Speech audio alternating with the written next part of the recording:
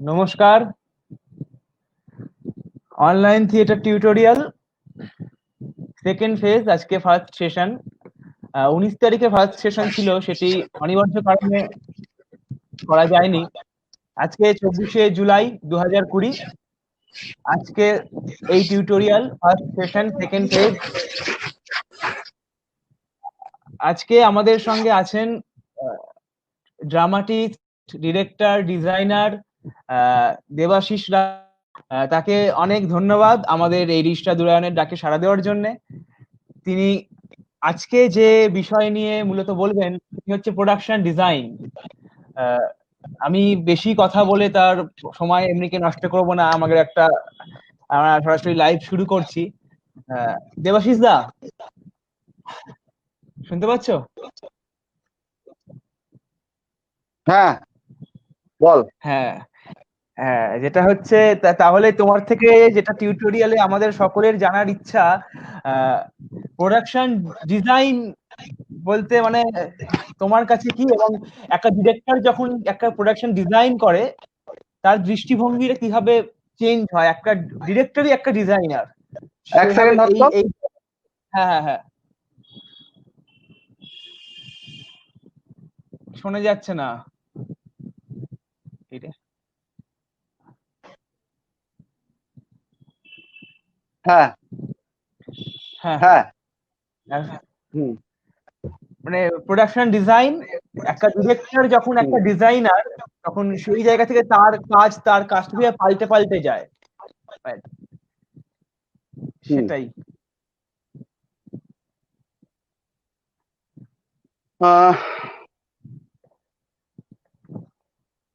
রিশা দুরায়নকে আমার ভালোবাসা। দীপ এই আয়োজনটা করেছে, থিয়েটার টিউটোরিয়াল, এটার জন্য আমার অভিনন্দন। এখন 40 মিনিট, 1 ঘন্টা বা 2 ঘন্টার ক্লাসে এরকম একটা টিউটোরিয়াল, সেটা করা খুবই অসম্ভব একটা ব্যাপার। যেটা হয়,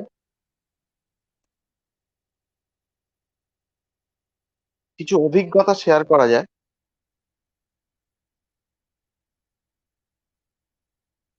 কারণ ডিজাইন, প্রোডাকশন ডিজাইন বলতে মূলত ওরা বলতে চেয়েছে ডিরেকশন।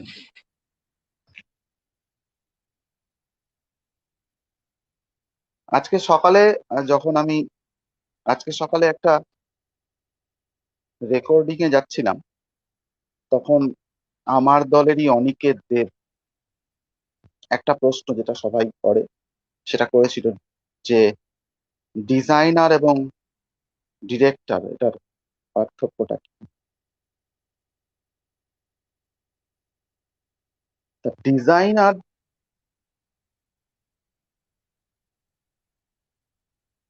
আর ডিরেক্টরের পার্থক্য এই, বা মিল এই, যে একজন ডিরেক্টর হলেন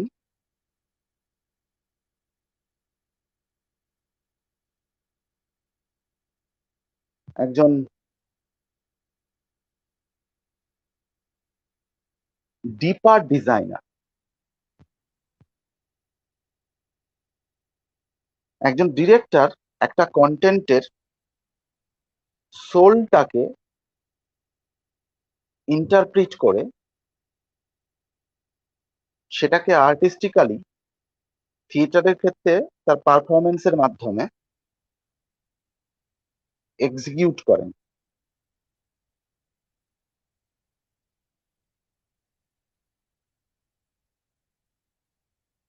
তার মানে তিনি ওই কন্টেন্টটাকে কি ফরমেশনে আর্টিস্টিক্যালি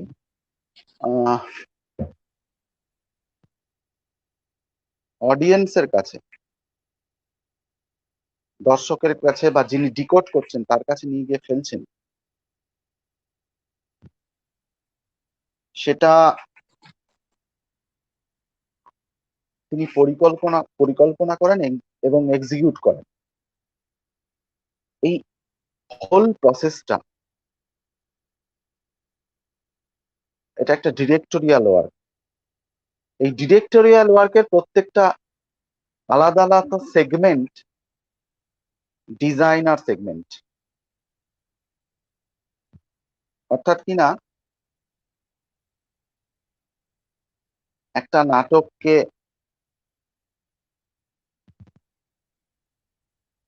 তৈরি করতে গিয়ে অভিনয়, মঞ্চ,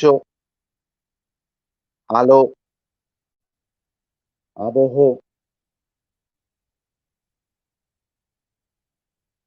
প্রচার, তার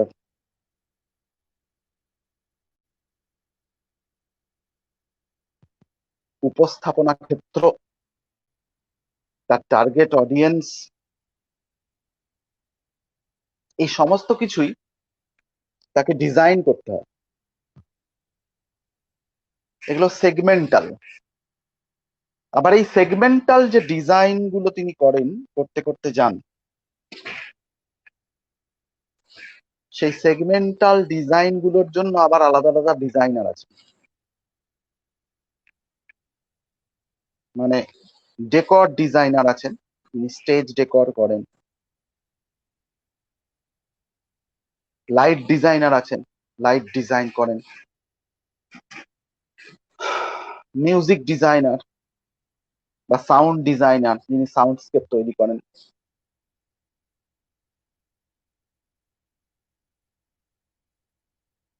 যিনি প্রিন্ট বা ভিডিও পাবলিকেশন বা প্রমোশন, সেই ডিজাইনটা করেন। আর এই সব কিছুকে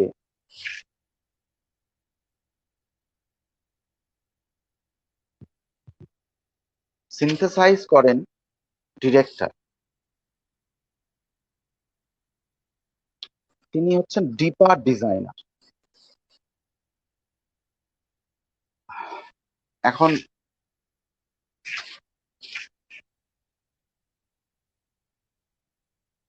সব শিল্পই যারা তৈরি করা শুরু করেন, সব শিল্পই তৈরি করা মাত্রই বা তৈরি করার পরে সেটা শিল্প হয়ে ওঠে না, কিছু পার্সেন্ট হয়।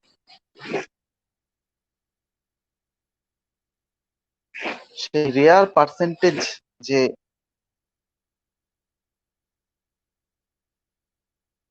কন্টেন্ট থেকে তৈরি ফরমেশন বা উপস্থাপনা, সঠিক কন্টেন্ট থেকে তৈরি সঠিক উপস্থাপনা এবং মৌলিক উপস্থাপনা খুব রেয়ারলি সেটা আর্ট হয়ে ওঠে। আমি যেহেতু থিয়েটার প্রসঙ্গে বলছি, সেটা আর্টিস্টিক থিয়েটার হয়ে ওঠে।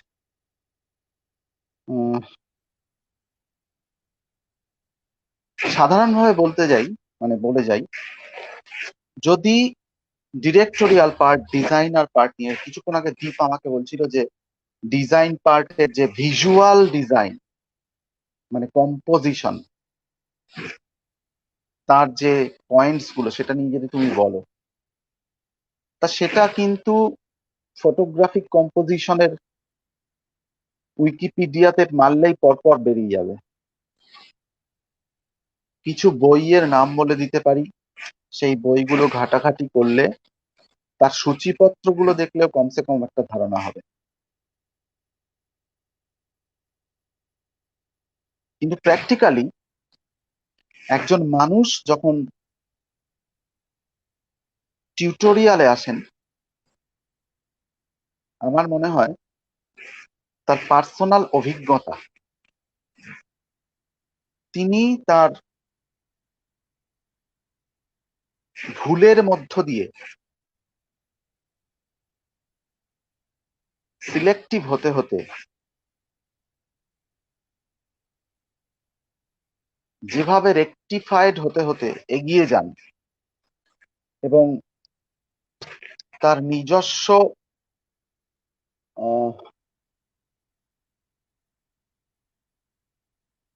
মৌলিক শিল্প তৈরি করতে চান, তার সেই জার্নিটা প্রত্যেকটা আর্টিস্টের ক্ষেত্রে আলাদা। এখন আমি জানি না আমি মৌলিক কিছু তৈরি করতে পেরেছি কিনা, বা আমার নিজস্ব কোনো একেবারেই নিজস্ব কোনো আর্টিস্টিক এক্সপ্রেশন আছে কিনা, আমার নিজস্ব কোনো সে আছে কিনা, যেটা ওই পার্টিকুলার থিয়েটার আর্টের মাধ্যমে বলতে পেরেছি, আমি সেটা জানি না। কিন্তু আমি এটা করেছি, বেশ কিছু বছর ধরে আমি প্র্যাকটিস করেছি এবং সেটা এক্সিকিউট করছি এবং করে চলেছি। সেইটার অভিজ্ঞতার ভিত্তিতে আমি আলেকজান্ডার ডিন বা জন গাসনার, পিটার ব্রুক বা জর্জি গ্রোটোস্কির যে বইপত্র রয়েছে, আলেকজান্ডার ডিনের ফান্ডামেন্টাল অফ প্লে ডিরেকশন বা জন গাসনারের প্লে প্রোডাকশন বা জর্জি গ্রোটোস্কির পুয়ার থিয়েটার, পিটার ব্রুকের এমটি স্পেস, বা এগুলো যে বইগুলো রয়েছে এক একটা এক এক ভাবে তৈরি, কিন্তু ফান্ডামেন্টাল বই হিসাবে সেই 70-এর দশক থেকে আলেকজান্ডার ডিন পড়ানো হচ্ছে পৃথিবীর বহু ভালো ইউনিভার্সিটি। আমি আগেও একটা ইন্টারভিউতে বলেছি, সেই বইয়ের সূচিপত্রই প্রায় 12 থেকে 14 পাতা। তার ফলে ওই 40 মিনিট বা 1 ঘন্টা বা 1.5 ঘন্টা 2 ঘন্টার টিউটোরিয়ালে থিওরি অফ প্লে মেকিং বা থিওরি অফ ডিজাইন নিয়ে বলা অসম্ভব। কিন্তু আমি বলতে পারি কিভাবে আমি আমার কাজগুলো ইন এ নাটশেল, বেসিক্স গুলো কিভাবে তৈরি করতে করতে এসেছি এবং আমি কিভাবে বুঝেছি।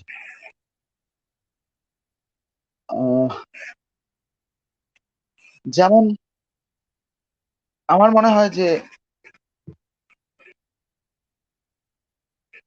ধরুন একটা গাড়ি, আমরা যে গাড়িতে চড়ি, বাসে চড়ি, ট্রেনে চড়ি, ট্যাক্সিতে চড়ি, রিক্সায় চড়ি, অটোতে চড়ি, টোটোতে চড়ি,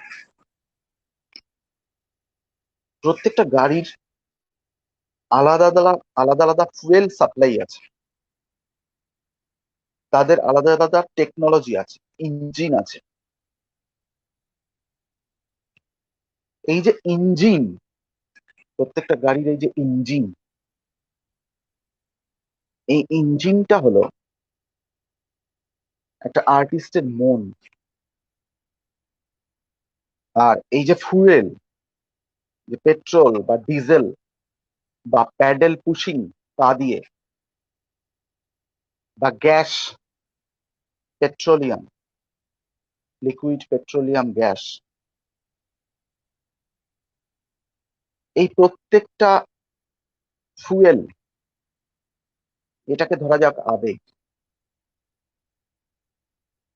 যে আবেগটা পার্টিকুলার ইমোশনকে বুস্ট করছে, যা থেকে আমার একটা ক্রিয়েটিভ ইন্সপিরেশন হচ্ছে। এবার বেশিরভাগ মানুষেরই বা অ্যাসপায়ারিং আর্টিস্টেরই ওই ইঞ্জিন আর অয়েলটা থাকে, মন আর আবেগ যেটা থাকে। কিন্তু মন আর আবেগ, ইঞ্জিন আর ফুয়েল, এটা দিয়ে কি শুধু কোনো গাড়ি চলে?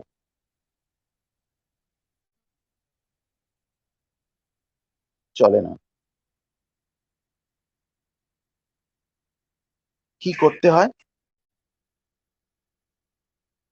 প্রত্যেকটা যানবাহন, প্রত্যেকটা গাড়ি বানিয়ে তুলতে হয় তার স্ট্রাকচার, তার ইঞ্জিন আর ফুয়েলের সমতা রক্ষা করে আলাদা আলাদা গাড়ি আলাদা আলাদা রকমের হয়ে ওঠে। কত রকম বাস হয়, কত রকম সাইকেল হয়, কত রকম ফোর হুইলার হয়, অটো হয়, টোটো হয়, বাইক হয়। এই প্রত্যেকটা আলাদা আলাদা আলাদা আলাদা যানবাহন হয়ে ওঠে এবং সেগুলোর আবার আলাদা আলাদা ডিজাইন হয়। এবং যখন সেগুলো তৈরি হয়, যখন সেখানে মানুষ বসতে পারে, যখন আমরা দেখি ওই স্ট্রাকচারটা, এটা হলো ফরমেশন। তার মানে ইঞ্জিন আর ফুয়েল, তার সঙ্গে ওই কাঠামোটা না হলে ওটা কার হয়ে ওঠে না। আর আমরা যখন দেখি, আমরা ইঞ্জিন আর ফুয়েলটাকে দেখতে পাই না, আমরা কিন্তু কারটাকে দেখি। কিন্তু তার ভেতরের চালিকা শক্তি ওই ইঞ্জিনটা আর ফুয়েলটা। তার ফলে যার মন আছে, যার আবেগ আছে, তাকে আসলে বহুদিনের বহু চেষ্টায় তার নিজের কাঠামো তৈরি করতে হয়, তার আর্টিস্টিক শেপ তৈরি করতে হয়। আসলে মানুষ ওই আর্টিস্টিক শেপটাই দেখে। আমার আবেগ, আমার মন দিয়ে আমি কি তৈরি করলাম, কিভাবে তৈরি করলাম, সেটা কিরকম, এবং সেটা তার গতি কতটা, তার তেজ কতটা, তার কি কালার, সেটা দেখতে কিরকম, সেটা আমাকে কোথায় নিয়ে যাচ্ছে, কি হন্ট করাচ্ছে, কি সেন্স দিচ্ছে, কি সাহায্য করছে, কোথায় নিয়ে গিয়ে ফেলছে, কিভাবে ডিকোড করছে। এইটা যে তৈরি করার ক্ষমতা একটা আর্টিস্ট একদিনে রপ্ত করতে পারে না। দিনের পর দিন চেষ্টায়, দিনের পর দিন দেখায়, দিনের পর দিন ফেলিওরে ওই ইঞ্জিন আর অয়েলের উপরের কাঠামোটা তৈরি। এবং সেখানে ঠিক হয় কোনটা সাইকেল হবে, কোনটা বাইক হবে, কোনটা ট্রেন হবে, কোনটা প্লেন হবে, কোনটা বাস হবে, কোনটা অ্যাম্বুলেন্স হবে, কোনটা লরি হবে, কোনটা ম্যাটাডোর হবে। আমাদের এটা একটা মেটাফর দিয়ে আমি বললাম, আমাদের ডিরেক্টোরিয়াল প্র্যাকটিসটা হচ্ছে ঠিক তাই। শুধু আবেগটার ওপর কেউ নির্ভর করবেন না, শুধু মনের ওপর কেউ নির্ভর করবেন না। যতক্ষণ না আপনি সেটা সঠিকভাবে এক্সিকিউট করতে শিখছেন, ততক্ষণ সেটা আর্ট হয়ে উঠছে না। এবং আপনার নিজের মতো করে স্বতন্ত্রভাবে এক্সিকিউট করা শিখছেন, ততক্ষণ সেটা আর্ট হয়ে উঠছে না। কিন্তু তাই বলে কি আপনার আবেগ এবং আপনার মনটা মিথ্যে? না, ওটা সঠিক, ওটাই চালিকা শক্তি। ওটা আছে মানে আপনাকে এবার বাকিটা তৈরি করতে হবে, এবং সেটা প্র্যাকটিস, সেটা পড়াশোনা, এবং সেটা দেখা, শোনা, জানা, নিজেকে আপডেট করা, নিরন্তর নিজেকে নানান পরিস্থিতির মধ্যে নিয়ে ফেলা এবং অ্যানালাইসিস করতে করতে যাওয়া, নিরন্তর প্রস্তুত থাকা আহত হবার জন্য, উদ্দীপিত হওয়ার জন্য, নিজেকে পাল্টানোর জন্য, নিজেকে বিপদে ফেলার জন্য, নিজেকে বিপদ মুক্ত করার জন্য। এই স্ট্রাকচারটা হচ্ছে ডিজাইন। এবার ধরা যাক, এবার আরো একটা জিনিস আসে। এটা গেল একজন আর্টিস্টের ভিউ থেকে, তার পার্সোনাল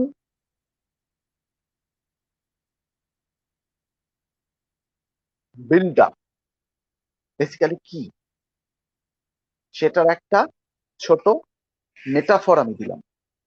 এবার আসছি তার আর্ট। এবার আর্টটাকে কি মেটাফর দিয়ে, সাধারণভাবে কথার একটা মেটাফর দিয়ে সেটাকে বলি, সেটা হচ্ছে কন্টেন্ট।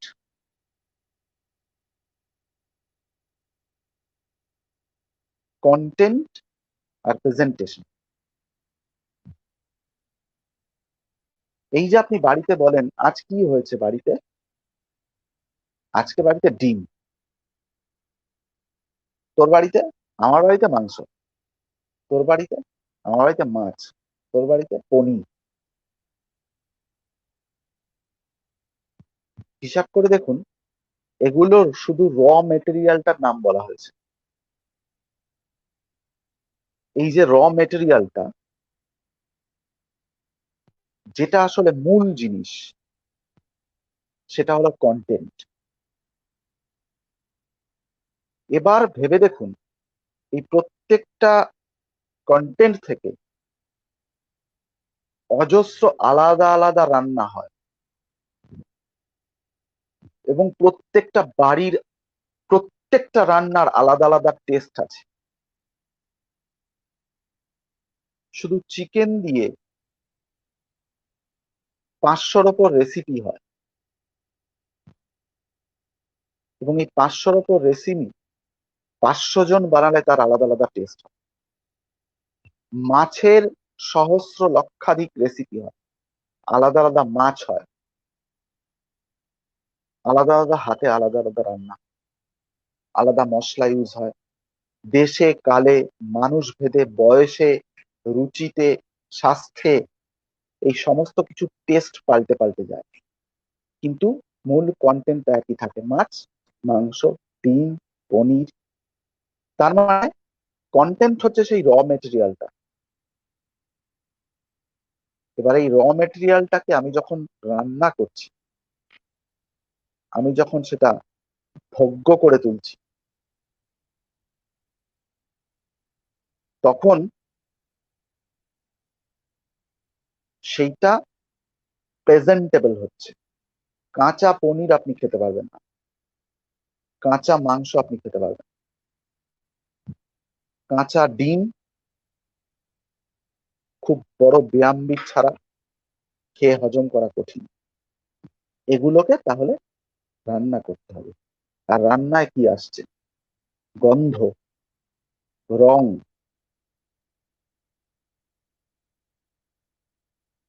আকার, মানে শেপ। দেখবেন চাউমিন বা নুডলস লম্বা, চাল ছোট, আটা গুঁড়ো। এখন চাল কিন্তু কোনোদিনই লম্বা নুডলসের মতো হবে না, আর নুডলস কোনোদিন চালের মতো ছোট ছোট হবে না। একই মেটেরিয়াল দিয়ে করা হলেও ওই জিনিসগুলো ওই শেপের জন্য টেস্টও আলাদা হয়ে যায়। এবার কালার, একটা কুকে হাতে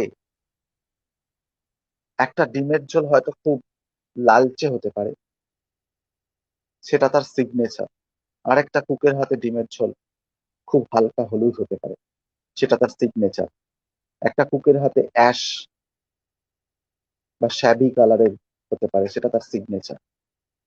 এবার এই প্রত্যেকটা আলাদা আলাদা আইটেমের, প্রত্যেকটা আলাদা আলাদা রেসিপি, প্রত্যেকটা আলাদা আলাদা মানুষের, প্রত্যেকটা আলাদা আলাদা প্লেটে থাকা আলাদা আলাদা ধরনের প্রেজেন্টেশন দেখে আপনি বুঝে দিতে পারবেন, আপনি নিশ্চয়ই জানেন সব কিছু খেতে আপনার ভালো লাগে না, এবং সবটা গ্রহণযোগ্য হয়ে ওঠে না। রান্না দেখলে রাঁধুনির মনোভাব পাওয়া যায়, বুঝতে পারা যায়।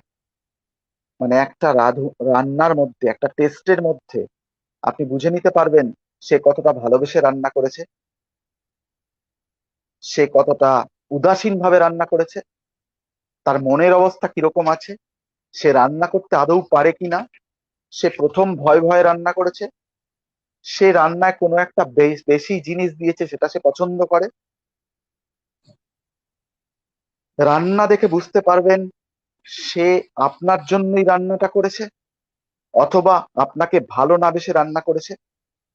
তার মানে একটা প্রেজেন্টেশন দেখে আপনি বুঝতে পারবেন যে প্রেজেন্ট করছে সেই মানুষটা কেন, কি অবস্থায়, কি কারণে কোনটা করেছে।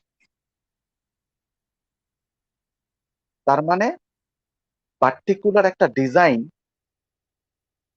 একটা আর্টিস্টিক স্টেটকে এক্সপ্লেন করে। তার মানে ডিজাইন খুবই ইন্ডিভিজুয়াল, মোমেন্টারি,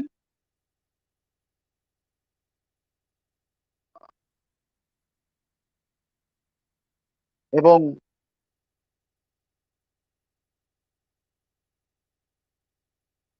চেঞ্জেবল একটা জিনিস, পরিবর্তনশীল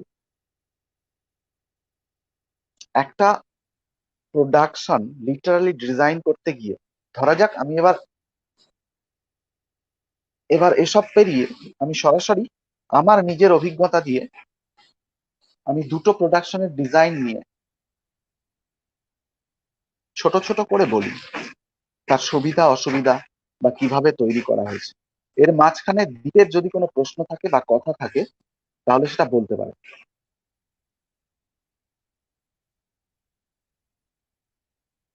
দীপ, শুনতে পেলি কি? হ্যাঁ পেয়েছি, তুমি বলো। তোর যদি কোনো প্রশ্ন থাকে বা কথা থাকে বলতে পারিস, বা ঠিক আছে জিজ্ঞাসা ঠিক থাকে। আছে, পরে ঠিক আছে। না না, ওই তো তুমি কোনটা নিয়ে না না না, করবে রিদিপাস? আমি তাহলে আমার দুটো আলাদা ধরনের কাজ, যে দুটো কাজ আমার জীবনের ক্ষেত্রে সবচেয়ে গুরুত্বপূর্ণ, একটি সহজ খুনের গল্প আর হ্যাঁ ভালোবাসা হ্যাঁ, কারে কয়, হুম, এই দুটো নিয়ে বলবো। একটি সহজ আচ্ছা খুনের গল্প থিয়েটার ঠিক প্ল্যাটফর্মের আছে। প্রযোজনা, যেটা তৃপ্তি মিত্র সভাঘরে এবং আমাদের কনক রায় স্মৃতি অন্তরঙ্গ কক্ষে নিয়মিত অভিনয় হতো। আর ভালোবাসা কারে কয় অন্য থিয়েটারের একটা প্রযোজনা, যেটা অন্য থিয়েটারের কৃষ্ণ কক্ষে, যেটা নতুন হয়েছে একটা স্পেস, পারফরমেন্স স্পেস, সেখানে নিয়মিত অভিনয় হতো মানে লকডাউনের আগে পর্যন্ত। এর মধ্যে হুম, প্রথম নাটকটা অর্থাৎ একটি সহজ খুনের গল্প, এটা তৃপ্তি মিত্র সভাকক্ষ এবং কনক রায় স্মৃতিকক্ষ এ দুটোর বাইরেও নানান জায়গায় প্রসেনিয়াম মঞ্চে অভিনীত হয়েছে। আহ, বাইরে বাইরে। তা এই দুটো নিয়ে আমি designer part of designer part থেকে আমি সেটা বলতে চাই। এই নাটক দুটো আমার জীবনে খুব গুরুত্বপূর্ণ এই কারণে, কারণ এই নাটক দুটোর উপর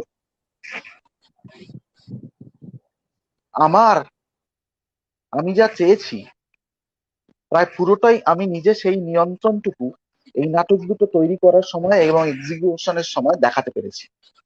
আমার ওটা ভালো লাগে, মানে আমি যেটা করতে চাই সেটা যেন পুরোটা আমি পারি এবং হিংস্রভাবে আমি সেটা চাই। কিন্তু প্রসেনিয়াম মঞ্চে যখন বাইরে বাইরে বাইরে নাটক করতে হয় বা নানান জায়গায় আলাদা আলাদা জায়গায় ঘুরে ঘুরে শো করতে হয়, সেখানে আমাকে এই ফরম্যাটের সঙ্গে এবং মঞ্চের আকারের সঙ্গে ব্যবস্থাপনার সঙ্গে নানা রকম কম্প্রোমাইজ করতে হয়, এবং সেটা করাই হয়তো আমাদের এখানকার সেই অর্থে ভ্রাম্যমান প্রসেনিয়াম থিয়েটারের নিয়তি। কিন্তু আমি চেয়েছি একটা ফিক্সড প্লেসে কম দর্শক হলেও, আমি কোনো কালেই চাইনি বা আশা করিনি বা হয়নি, সত্যি অর্থে হয়েছে কয়েকবার, কিন্তু বারবার হাউসফুল, দর্শক ফেটে পড়বে, লোকজন ফিরে যাবে। আমি চেয়েছি সীমিত দর্শক, চিরকালই আমি চেয়েছি সীমিত কিছু দর্শক, যাদেরকে আমি আমার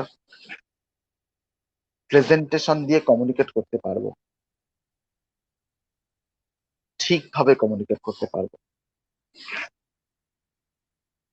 তা একটি সহজ খুনের ক্ষেত্রে যখন আমরা তৈরি করি, আমরা যখন কথা বলি, এই নাটকে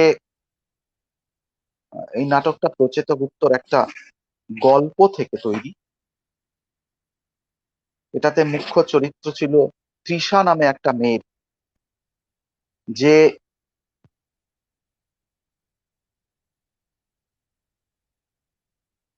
যাকে সে ভালোবাসতো, যার ওপর তার ক্রাশ ছিল,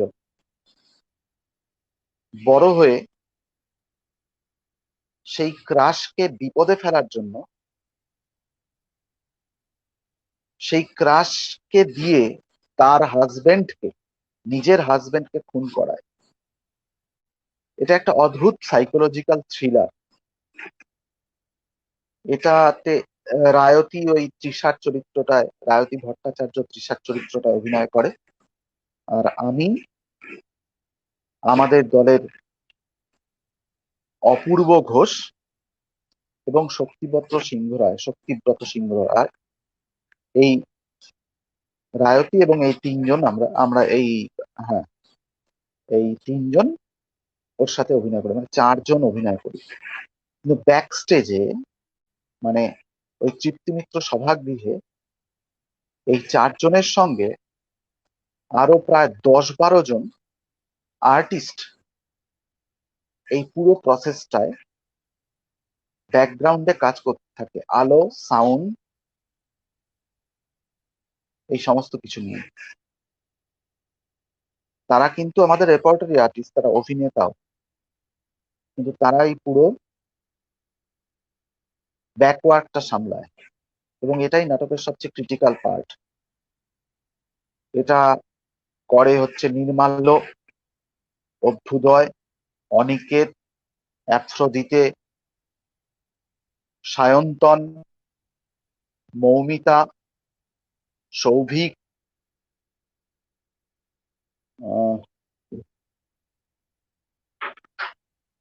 আর এটার মিউজিক ডিজাইন করেছে পার্থ সিনহা। পার্থ খুবই একজন ভালো অভিনেতা। অন্য থিয়েটারে আমি যে রিভেঞ্জ ফ্যাক্টরি নাটকটা করেছিলাম তার মূল চরিত্রে অভিনয় করেছিল, এবং কাঁকড়াতেও, মিনার্ভা রিপোর্টাতে আমি যেটা করেছিলাম সেটার একটা মূল চরিত্র ছিল। তা এই কাজটা করতে গিয়ে আমি প্রথম ঠিক করলাম যে আমি দেখতাম যখন চিত্তি মিত্র সভাগৃহটা যখন ফার্নিশ করা হলো, ব্যাকগ্রাউন্ড গুলোকে ব্ল্যাক করা হলো, মোটামুটি একটা পারফরমেন্স যোগ্য চেহারা দেওয়া হলো। সত্যিকারের ব্ল্যাক বক্স তো বানানো সম্ভব না, এখানে হয় না। মানে এখানে সেই পরিস্থিতি, পরিবেশ, পরিকাঠামো নেই, সেই জায়গা নেই। কলকাতায় এমনিতেই অপ্রতুল জায়গায় ভরা, মানে স্পেস নেই। কিন্তু ওটাকে যতদূর সম্ভব পারফরমেন্স যোগ্য করা যায় তার চেষ্টা হয়েছে। আহ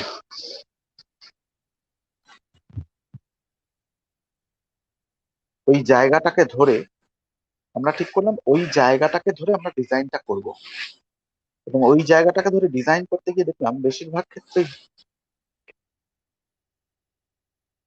ওই স্পেসটাকে লম্বালম্বি ভাবে ব্যবহার করা হয়। তার ফলে তার জিওমেট্রিটা চেপে যায়, ক্যানভাস ছোট হয়ে যায়। আর ক্যানভাস ছোট হয়ে যাওয়া মানে ভিজুয়াল রেস্ট্রিক্টেড হয়ে যাওয়া। তা আমি ঠিক করলাম ক্যানভাসের শেপটা বদলাতে হবে। আমি ওটা লম্বা যে দিকটা, সেই দিকটা মাঝখান থেকে কেটে দিলাম। কেটে একটা লম্বা দিকের মাঝখান থেকে ভাগ করা অংশে দর্শক বসলো, আর একটা লম্বা দিকের ভাগ করা অংশে অভিনয় হতে থাকলো। এবং ওই স্পেসটাকে ধরে, ওখানে খুব বেশি লাইট পাওয়া যায় না, 12খানা লাইট, সেই 12খানা সোর্স, ফিক্সড সোর্স রয়েছে, সেগুলোকে ব্যবহার করে আমি যখন দেখলাম যে ডিজাইন করতে গেলে আমাকে আরো আলোর সাহায্য নিতে হবে, তখন আমি বুঝে ফেললাম যে এটা একটা স্পেস, যে স্পেসের মধ্যে ওই বড় বড় ভারী ভারী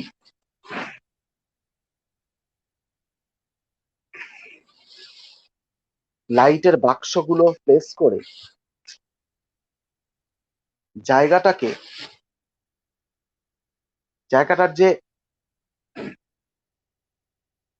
কি বলবো, জায়গাটার যে সুইটনেস, জায়গাটার যে কিউটনেস, জায়গাটার যে স্মল ইজ বিউটিফুল ফ্লেভারটা, সেটাকে নষ্ট করা হলো। যেরকম করে কিনা বেশিরভাগ সময় আমরা খুব সুন্দর নদীর ধারে গিয়ে বা জঙ্গলের মধ্যে গিয়ে খুব বড় একটা বক্স বা 4টে বক্স চালিয়ে পিকনিক করতে যাই, সেই মুহূর্তে সেই স্পেসে আমরা যাচ্ছি সেই স্পেসটাকে এনজয় করতে। সেই নীরবতা, সেই নিরিবিলি, সেই পাখির ডাক, মাটির গন্ধ, কিন্তু ইনসেন্সিবল আমরা সেখানে গিয়ে শহরের যে কোলাহল, শহরের যে ক্লান্তি, ম্যাটাডোরের পেছনে করে সেটাকেও ক্যারি করে নিয়ে যাই ওই দামড়া দামড়া বক্সের মধ্যে, গিয়ে ওখানে প্লেস করে চালিয়ে দিয়ে জায়গাটাকে রুক্ষ, কঠিন এবং বিভৎস করে আমরা তার মধ্যে মাদুর পেতে বা টেবিল চেয়ার পেতে মাংস ভাত খাই। সেরকমই ওই জায়গাটাতে, তৃপ্তিমিত্র স্পেসটাতে বড় বড় লাইট, বড় বড় কিছু প্রয়োগ করা মানে জায়গাটার যে পিস, জায়গাটার যে সোল, তাতে ছুরি চালানো। তাহলে আমাকে বুঝে নিতে হবে ওখানে কি করবো আমি। আমি বুঝলাম ওখানে টর্চ দরকার, সফট টাচ দরকার। জায়গাটা, ওই স্পেসটার মধ্যে, ওই ফাঁকা জায়গাটার মধ্যে আমাকে ভালোবেসে হাত রাখতে হবে। সেই হাতে টর্চ থাকতে পারে, ওই বড় লাইটের দামড়া বাক্স নয়, এত বড় বড় মোটা মোটা তার নয়, এত বড় বড় লম্বা লম্বা স্ট্যান্ড নয়, যেটা জায়গাটাকে আবার একটা প্রসিনিয়ামের ডামি বানিয়ে দেবে। মানে আমি আবার সেই কোলাহল মুখর, ক্লান্ত, বিষণ্ণ, ক্যাওটিক শহরটাকে আবার জঙ্গলের মধ্যে নিয়ে গিয়ে ফেলবো। তাহলে এগুলো প্রথমেই বাতিল করতে হবে। আমি ছোট ছোট টর্চ ব্যবহার করতে শুরু করলাম, ফেলতে ফেলতে দেখলাম, এবং টর্চের মধ্যে আস্তে আস্তে কালার ফিল্টার ব্যবহার করতে শুরু করলাম। এবং সেগুলো আমার অভিনেতারা ম্যানুয়ালি হ্যান্ডেল করতে শুরু করলো, ম্যানুয়ালি হাত দিয়ে ডিমারাইজ করতে শুরু করলো। তার ফলে ওই জায়গাটার যে ইনার পিস, বারবার সেটাকে আমরা ইনট্যাক্ট রাখার চেষ্টা করতাম। প্রত্যেকটা স্পেসে একটা সোল আছে, একটা ল্যাঙ্গুয়েজ আছে, একটা ক্যারেক্টার আছে।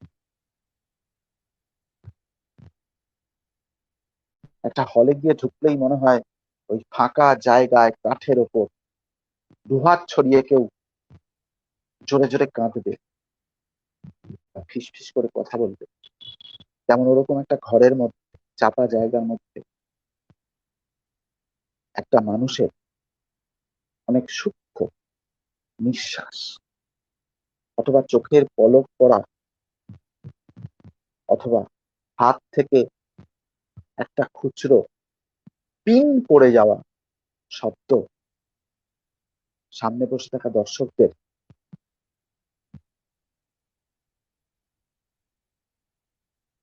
কিছু কোড পাস করবে, কিছু কিউ দেবে, উস্কে দেবে।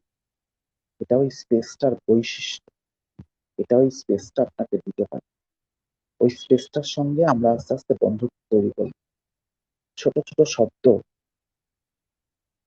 ছোট ছোট ইশারা, ছোট ছোট সিক্রেট মুভমেন্ট, ছোট ছোট সিক্রেট এক্সপ্রেশন, যেটা আপনি মঞ্চে গেলে হারিয়ে যাবে, তার এক্সিস্টেন্সই থাকবে না। ওই স্পেসটা অভিনেতাদের এবং প্রোডাকশনকে দিতে শুরু করলো, এবং সেগুলো আমরা আস্তে আস্তে ইনক্লুড করতে শুরু করলাম। এবং ওই স্পেসটা আমাদের বলে দিল যে এইভাবে থিয়েটারটা হবে এখানে। এবং আস্তে আস্তে ওই সূক্ষ্ম সাউন্ড, সূক্ষ্ম এক্সপ্রেশন, কিছু না করা, অল্প ইশারা, আকারে, ইঙ্গিতে, ছোট ছোট জৈবনিক শব্দে তৈরি হয়ে উঠলো আমাদের একটি সহজ খুনের গল্প, যেখানে একজন অভিনেতাকে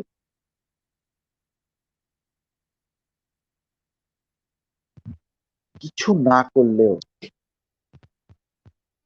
শুধু বসে থেকে, পাশাপাশি বসে থেকে, যখন ছোট ভাই বুঝতে পারে যে দিদির মনের একটা কষ্ট আছে, যদিও দিদি তখন কিছুই দেখাচ্ছে না, শো করছে না, দিদি হয়তো মোবাইল টিপছে, মোবাইল স্ক্রল করছে, কিন্তু ভাই কোনো ভাবে বুঝতে পারে দিদির মন আজকে ভালো নেই, ওই স্পেসের অ্যাক্টিংটাও গিয়ে দাঁড়ালো তাই। কতটা কমে, কতটা সংযত হয়ে, কতটা না করে চরিত্রগুলোকে আবিষ্কার করায়। আমরা তো বরাবরই আমরা বাঙালিরা তথাকথিত ইন্ডিয়ানরা অনেক বেশি লাউড, কিন্তু এই স্পেসটা আমাদের আটকে দিল, অনেক সূক্ষ্ম করে তুললো, অনেক ক্রিটিক্যাল করে তুললো। ওই গায়ে গায়ে বসে থাকা বদ্ধ ঘরের মধ্যে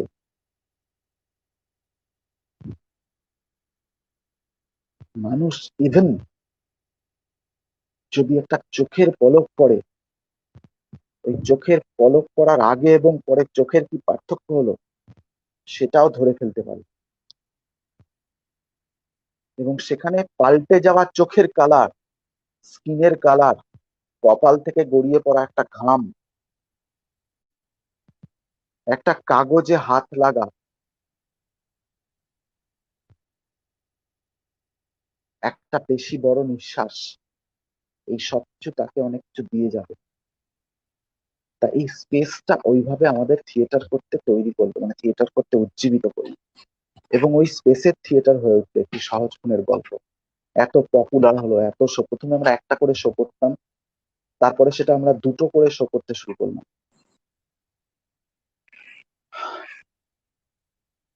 তারপর একটা সময় তো এখন লকডাউন হয়ে গেল।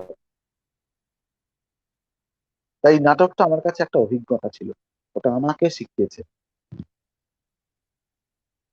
যে স্পেস আমি চাইতাম সেটা শিখতে। স্পেস বন্ডিংটা তৈরি করেছে। এবং এই ধরনের পারফরমেটিভ আর্ট এত সূক্ষ্ম, এত সূক্ষ্ম হওয়া উচিত যে কমপ্লিট সাইলেন্স, এবং নিজের ভেতরেও, এবং যে ক্রিয়েট করছে সেই ব্যক্তির ভেতরেও কমপ্লিট নীরবতা না থাকলে, শান্ততা না থাকলে, জলের ওপর ছোট্ট মৃদু কম্পন নিজের মনের মধ্যে অনুভব করতে না পারলে ভালো আর্ট, ভালো পারফরমেটিভ আর্ট ক্রিয়েট করাও খুব মুশকিল।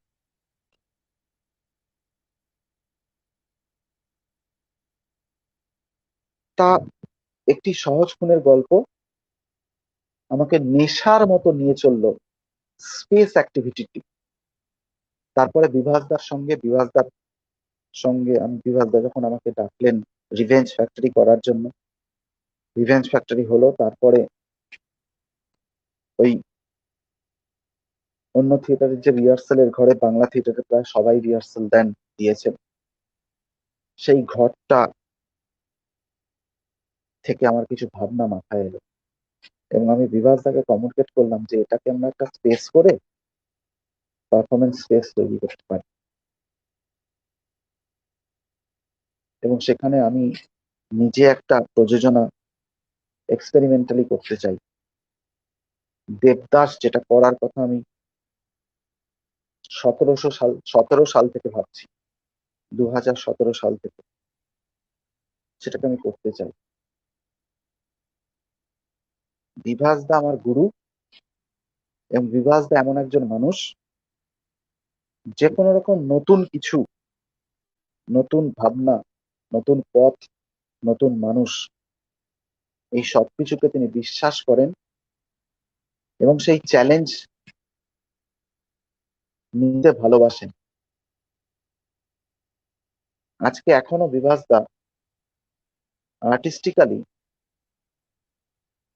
ঠিক অতটাই আনপ্রেডিক্টেবল এবং সাহসী। হয়তো অন্য কেউ থাকলে আমার এই পরিকল্পনা বা আমাদের এই কনভারসেশনটা, বিভাসদার সঙ্গে আমার যে দেবদাস এবং স্পেসটা নিয়ে কনভারসেশনটা, সেটা রিজেক্ট করে দিতেন বা বাতিলের খাতায় চলে যেত পুরো পরিকল্পনাটা, পুরো প্ল্যানটা।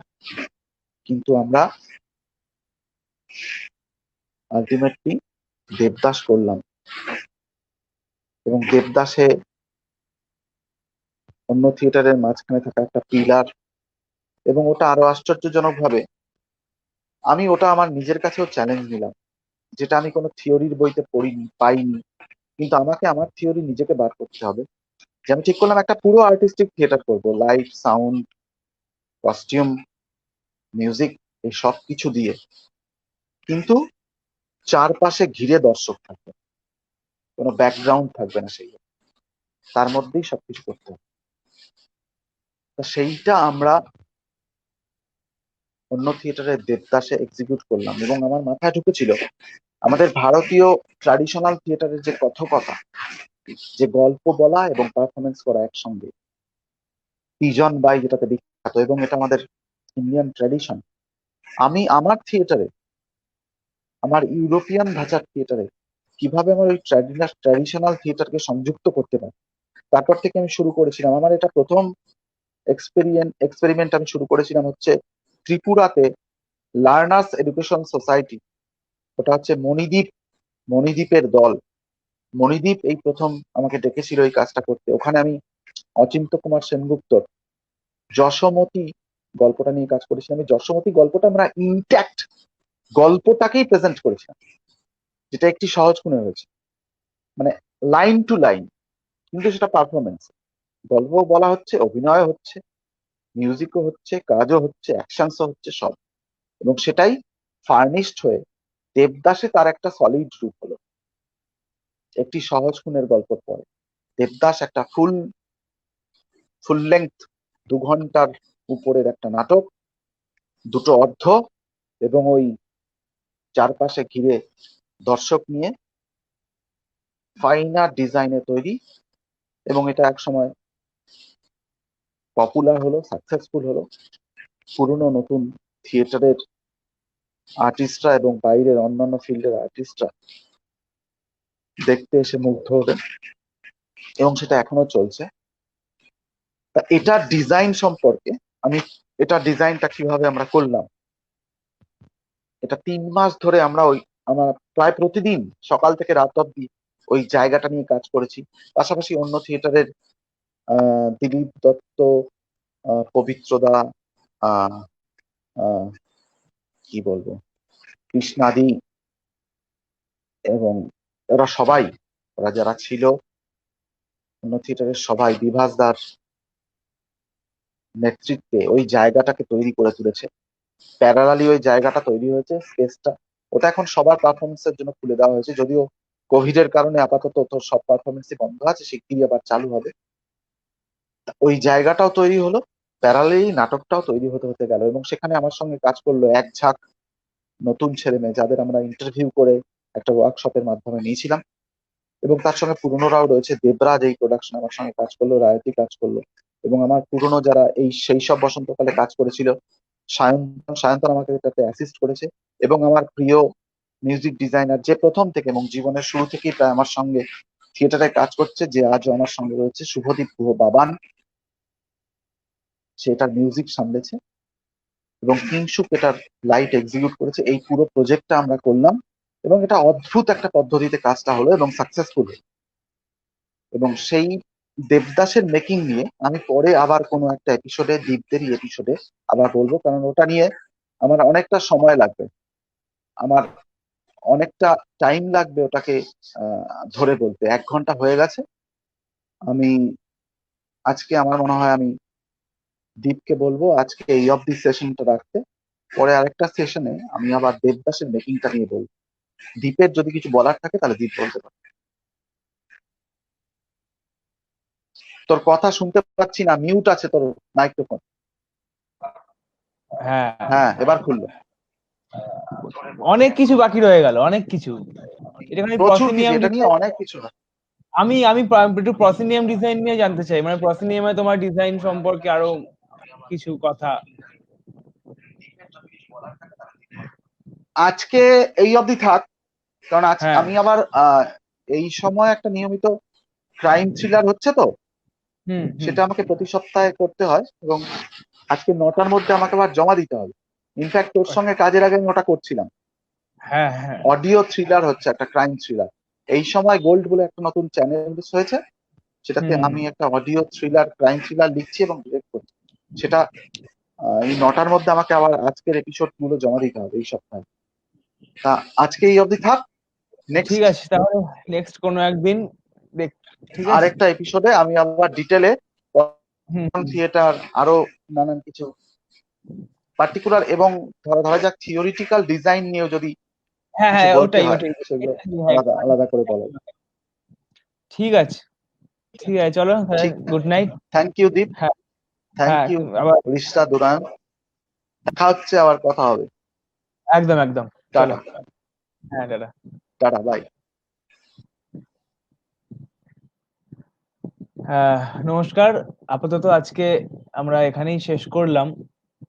আবার পরে অন্য কোনো সময় ডিজাইন নিয়ে আর একটা টিউটোরিয়াল হতে পারে, এবং অনেক ডিজাইনের অনেক থিওরি যদি জানা যেতে পারে, সেটা আমরা লক্ষ্য রাখবো সেই দিকে। আহ, আজকের আমাদের টিউটোরিয়াল এখানেই শেষ করছি। আবার আছে 26 তারিখ, 26শে জুলাই। ওই দিনকে থাকবেন নাট্যকার তীর্থঙ্কর চন্দ। আপনারা থাকুন আমাদের সঙ্গে। ধন্যবাদ। Good night.